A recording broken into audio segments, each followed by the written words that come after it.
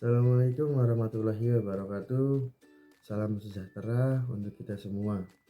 Kembali lagi dengan saya Rifki Ahmad Arafi dari kelas 2M Manajemen STM Fakultas Ekonomi dan Bisnis Universitas Swadaya Gunung Jati. Semoga teman-teman di sini dalam keadaan sehat semuanya.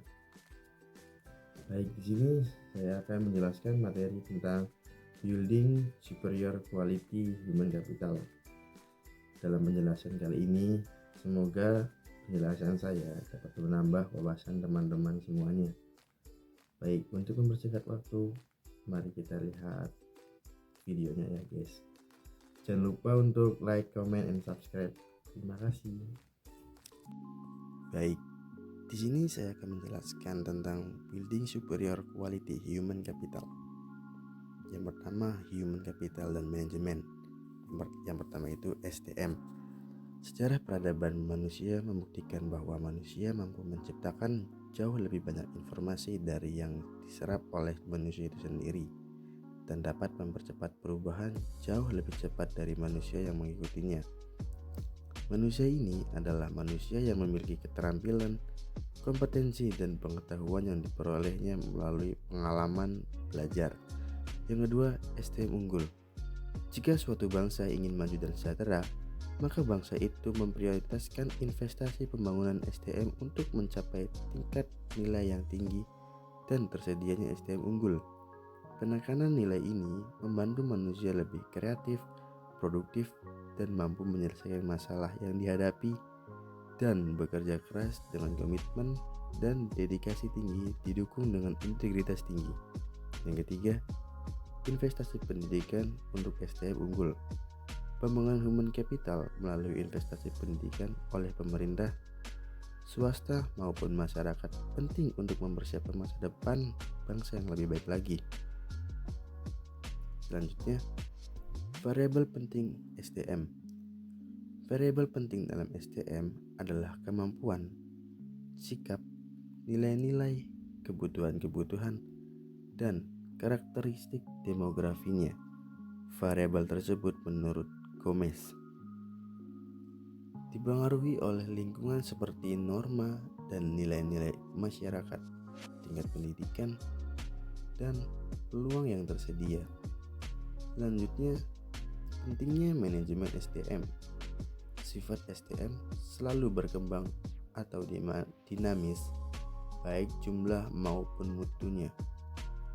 Maka, untuk memperoleh keseimbangan antara SDM yang tersedia dengan tingkat perkembangan ekonomi pada tahap tertentu, diperlukan manajemen SDM yang tepat pada tingkat nasional dan daerah. Lalu, yang keenam, penekanan kualitas SDM. Kualitas yang pertama, kualitas spiritual, meliputi aspek iman, takwa, dan moral. Yang kedua, kualitas masyarakat dan berbangsa, termasuk kesetiakawanan sosial, rasa tanggung jawab, dan disiplin sosial. Yang ketiga, kualitas kekarya yang meliputi pertama, faktor pribadi, yaitu kecerdasan, pengetahuan, keterampilan, dan mandiri. Yang kedua, faktor lingkungan dalam organisasi seperti situasi kerja dan kepemimpinan. Yang ketiga, faktor luar organisasi seperti memahami nilai-nilai sosial dan ekonomi. Kebutuhan SDM di Indonesia.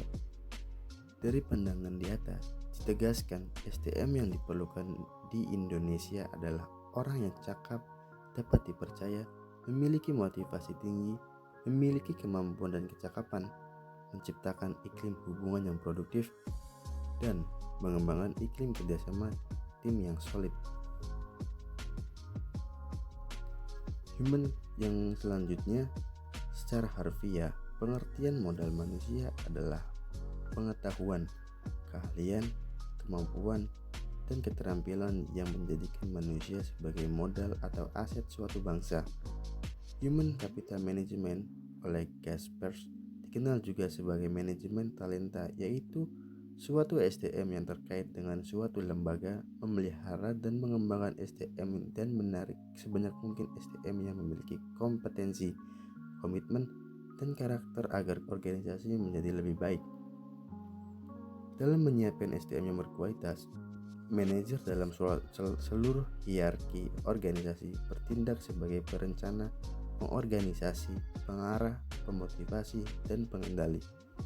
Pada dasarnya, organisasi memiliki ketergantungan dengan SDM yang ada dalam organisasi untuk menggerakkan organisasi, menenangkan persaingan, dan mencapai tujuan melalui proses dan mekanisme manajemen yang benar. Dalam human capital, MSDM adalah penggunaan dan pengaplikasian fungsi-fungsi manajemen yang memfokuskan perhatian pada pengelolaan dan pengaturan peranan SDM dalam suatu organisasi. Human capital dan investasi pembangunan. Yang pertama, investasi SDM. Investasi dalam bentuk menyediakan fasilitas pendidikan, menyediakan tenaga pendidik, dan kependidikan yang berkualitas akan menjamin SDM yang unggul, andal, dan berkarakter. Lalu standar kualitas produktivitas memenuhi standar apabila SDM mendapatkan pengalaman belajar dan latihan yang cukup untuk penguasaan ilmu pengetahuan dan keterampilan sesuai bidang peminatnya. Lalu konsep human capital modal manusia. Konsep human capital berkaitan dengan fakta bahwa dasarnya manusia akan menanamkan investasi dalam dirinya melalui pendidikan, pelatihan, dan aktivitas lain yang meningkatkan pendapatan mereka di masa depan melalui peningkatan penghasilan seumur hidup. Selanjutnya yang terakhir, penempatan SDM. Penempatan orang yang berprestasi dan bereputasi akan memberikan jaminan bahwa pembangunan human capital dalam organisasi pendidikan dapat memenuhi target SDM yang diharapkan. Sekian materi dari saya, kurang lebihnya mohon maaf. Wassalamualaikum warahmatullahi wabarakatuh.